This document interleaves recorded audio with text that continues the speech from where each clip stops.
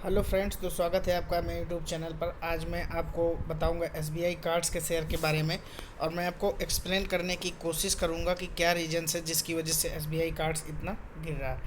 तो ये कुछ दिन पहले की न्यूज़ है, तो थोड़ा सा वाइंड अप करना पड़ेगा। हो सकता है आप में से कुछ लोगों को ये बात पता भी हो कि एसबीआई कार्ड्स के जो 4% शेयर है, वो एक कंपनी जो बहुत फेमस है इसको होल्ड कर रही थी। इसके 4% शेयर कार्लिन, इसने इसको बेच दिया था। उसके बाद जिस दिन इसके 4% शेयर इसने सेल किए थे ऑटोमेटिकली, क्योंकि इतनी बड़ी संख्या में शेयर्स की सेल हुई थी, तो ये 1,000 के नीचे आ गया था। ठीक है। उसके बाद इसने रिकवर करने की कोशिश की, 1,000 के ऊपर एक बार गया उसके बाद, लेकिन फिर से लगातार गिरने लगा। गिरने के रीजन्स यही होते हैं कि जब इतनी बड़ी सेल आउट होती है तो जो इन्वेस्टर्स हैं, जो शॉर्ट टर्म इन्वेस्टर्स हैं, प्लस जो रिटेल इन्वेस्टर है, उनका कॉन्फिडेंस डगमगाने लगता है कि ऐसा क्या हो गया है। तो वो ना कि न्यूज़ को वेरीफाई नहीं करते हो, इमीडिएटली उसको सेल आउट करना शुरू कर देते हैं। इस वजह से ये अब शेयर जा कर के 950 से 960 के आसपास में कंसोलिडेट कर रहा है। ठीक है।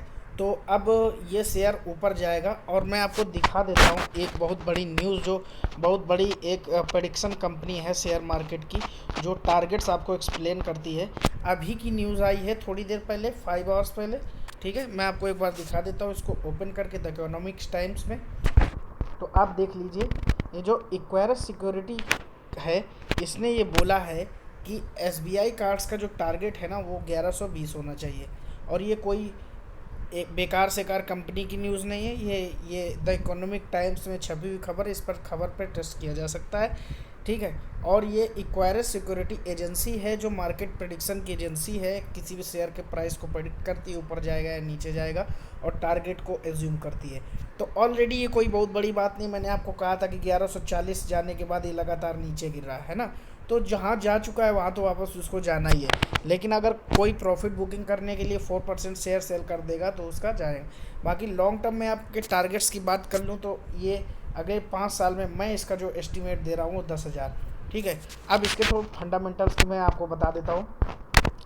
एसबीआई कार्ड्स को एसबीआई ग्रुप ने अलग से रजिस्टर्ड किया है। एसबीआई कार्ड्स का जो मार्केट शेयर है कि कार्ड एक्विजिशन सेक्टर में, तो सेकंड मार्केट लीडर है। ठीक है। तो सेकंड मार्केट लीडर है। फर्स्ट कौन सा है? एचडीएफसी।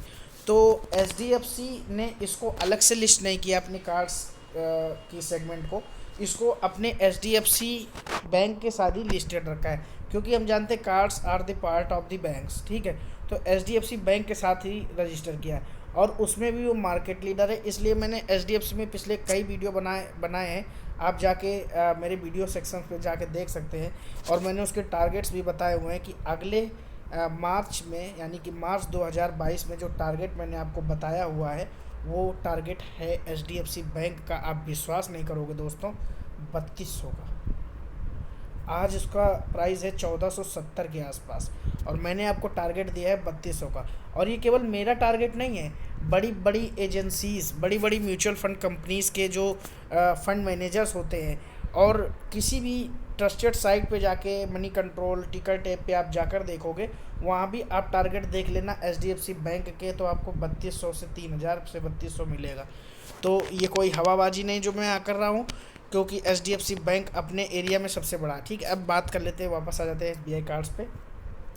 तो ऑब्वियसली सेकंड मार्केट लीडर है, अराउंड 20% मार्केट शेयर इसका है, 23% एचडीएफसी का है। ठीक है। तो इसको बढ़ना ही है, और डे बाय डे इसका कुछ ना कुछ कार्ड्स नए ऐड होते हैं। ठीक है। दूसरी चीज़ ये है कि आगे आने वाले डिजिटल ज़माने में ज़्यादा से ज़्यादा लोग कार्ड्स यूज़ करेंगे। तो कार्ड्स सेगमेंट एक ऐसा सेक्टर है जहाँ पर इसका यूटिलाइजेशन बढ़ना ही बढ़ना है। ठीक है। इसके अलावा एसबीआई ग्रुप पीएसयू है, तो वो एक अलग इसके साथ एडवांटेज हो जाता है। और जैसे कि आप गवर्नमेंट की पॉलिसीज़ देख रहे हो, प्राइवेटाइजेशन की ओर जा रही है, तो ये एक और एड ऑन पॉइंट है इसका। 1 लाख करोड़ का मार्केट कैप है इसका, तो कोई टेंशन की बात नहीं। लार्ज कैप कंपनी है, कोई रिस्क फ्री कंपनी है। लॉन्ग टर्म में इन्वेस्ट करेंगे तो टारगेट्स मैंने आपको बता दिए, 5 साल में 10,000। ठीक है। तो ये था एसबीआई कार्ड्स का ओवरव्यू। और अगर किसी भाई ने उसको 1140 के ऊपर लिया हुआ है तो भाई जी बिल्कुल टेंशन नहीं लेना है, और प्लीज़ लॉस नहीं बुक करना है। क्योंकि अगर एसबीआई कार्ड्स जैसे शेयर में आप लॉस बुक करते हो ना भाई जी, तो आप समझ लो कि आप प्रॉफिट मेकिंग के लिए आए ही नहीं हो, आप दूसरों को पैसा देने आए हो, है ना। तो ज़्यादा से ज़्यादा मैं आपको बता दे रहा हूँ 2 महीना वेट करना पड़ेगा कि आपको 1140 के पास जाएगा। और जिन भाइयों बहनों ने लिया भी नहीं है, ठीक है, तो वो अभी ये बेस्ट टाइम है परचेस करने का, अभी नहीं तो कभी नहीं। Thank you for watching. Please channel को सब्सक्राइब कर लीजिए और घंटी ज़रूर बजाइए।